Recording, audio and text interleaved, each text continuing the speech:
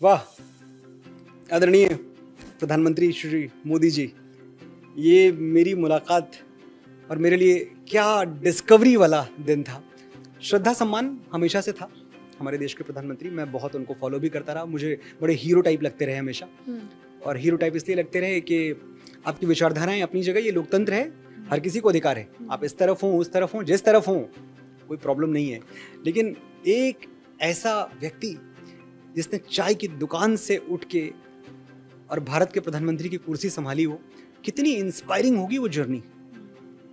अगर आप उससे कुछ सीखते नहीं हैं तो आपका नुकसान है, इट्स अ लॉस। तो मेरे लिए Modi ji first and foremost एक ऐसा व्यक्तित्व रहे जिनसे सीखने के लिए बहुत कुछ है। अच्छा, मैं आपको और बताऊं, इस मुलाकात में भी एक बड़ी कमाल की चीज सीखी मैंने इनसे। आप जब अपने नायक से मिलते हैं तो आप औ में होते हैं, आप 10 बातें करते हैं, तो मैं भी बोलते ही गया, आपने ये किया वो किया ऐसा किया वैसा किया, हर चीज मैं बोलने लगा। मुस्कुरा के सुनते रहे और जैसे ही मैंने बोलना खत्म किया मुझे कह रहे हैं, नहीं मनोज जी, ज्यादा कुछ नहीं हो पाया है, बहुत काम करना बाकी है। ये कहना उस व्यक्ति का, तब दूसरी बार ये प्रधानमंत्री की कुर्सी पे थे, तो तीसरी बार है, सौभाग्य इस देश का, उनका ये कहना प्रधानमंत्री की कुर्सी किसी के लिए सत्ता सुख का जरिया हो सकती है, इनके लिए संकल्प सिद्धि का जरिया है। ये जितना आप स्टडी करेंगे इनको आपको समझ में आएगा, और ये स्टडी इस देश में हर किसी व्यक्ति को करना चाहिए। पार्टी लाइन से ऊपर उठ जाओ, कोई फर्क नहीं पड़ता, आप जितनी आलोचनाएं करनी है, क्योंकि कोई भी व्यक्ति जब इतनी बड़ी कुर्सी पे होगा, जब देश के लिए नीतियां बना रहा है, पॉलिसीज बना रहा है, कुछ लोगों को वो सही लगेंगी, कुछ लोगों को गलत लगेंगी।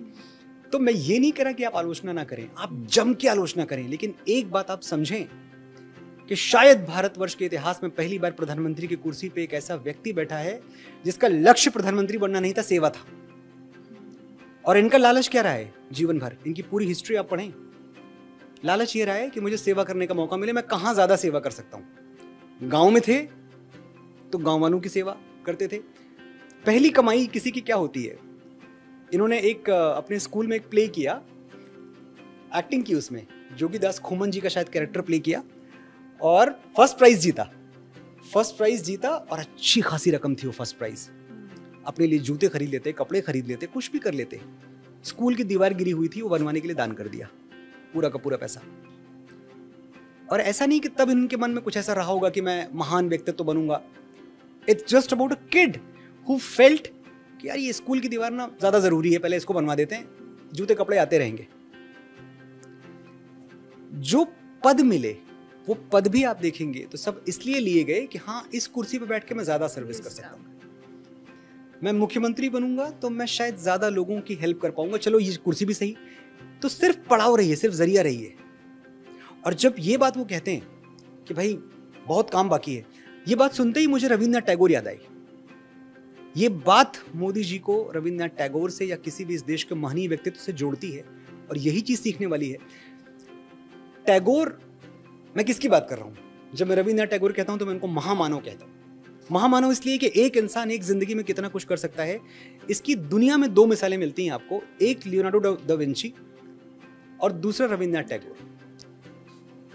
सब कुछ कर लिया, सब कुछ का 10 गुना कर लिया। इतने बड़े राजनेता, इतने बड़े क्रांतिकारी कि अंग्रेजों के पैरों तले से जमीन खींच ली। इतने बड़े पोएट कि एक नहीं 2-2 देशों का नेशनल एंथम लिख दिया।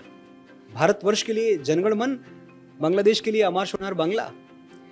इतने बड़े पोएट, इतने बड़े ऑथर की गीतांजलि लिखी और नोबेल पुरस्कार जीत लिया। फिर भी जब रविन्द्रनाथ टैगोर इस दुनिया से जा रहे थे तो उनकी आंखों में आंसू थे, रोने लगे। उनके सिरहाने उनके एक दोस्त बैठे हुए थे, उन्होंने कहा, रविंद्र, मृत्यु सामने आ गई तो तुम भी डर गए? यार मुझे तो लगता था कि तुम तो इन सबसे परे हो, तुमको तो संतत्व प्राप्त हो चुका है। मुझे बड़ा दुख है कि मौत ने तुमको भी घबरा दिया, डरा दिया। तुम्हारी आंख में आंसू। अपने आंसू पोंछते हुए टैगोर ने बोला, ये आंसू इसलिए नहीं है कि मैं जा रहा हूं, मृत्यु सामने खड़ी है, ये आंसू इसलिए है कि परमात्मा ने मुझे इतना विशाल समुद्र दिया था, मैं ज्यादा भर नहीं पाया, कुछ ज्यादा कुछ कर नहीं पाया और जाने का समय हो गया। रविंद्रनाथ टैगोर को इस दुनिया से जाते जाते लग रहा था कि ज्यादा कुछ कर नहीं पाए। तो हम और आप क्या है फिर? हम और आप चीज क्या है? जब प्रधानमंत्री मोदी को लगता है कि ज्यादा काम नहीं हुआ है, अभी बहुत काम करना बाकी है, ये चीज मुझे मोटिवेट करती है। मेरे लिए वो मोटिवेशनल फिगर है मोर देन एनीथिंग एल्स।